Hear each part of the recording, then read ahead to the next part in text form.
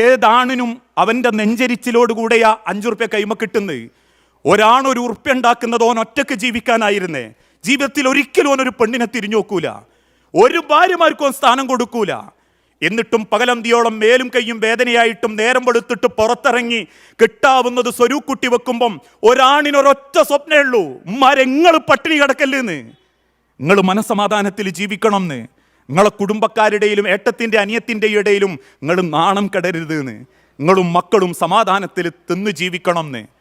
അതുകൊണ്ട് ആയിഷ റളിയല്ലാഹു തആല കണ്ണീരോടെ പറഞ്ഞതും, എൻ്റെ റസൂലുള്ളാക്ക് വയറ് നിറച്ച് ഭക്ഷണം കൊടുക്കാനുള്ള ഭാഗ്യം പടച്ചോൻ എനിക്ക് തന്നിട്ടില്ല.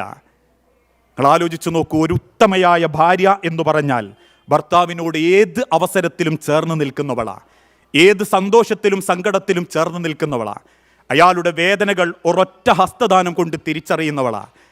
ഹിറാ ഗുഹയിൽ നിന്നും ജിബ്രീലിനെ കണ്ട് പേടിച്ചരണ്ടു വന്ന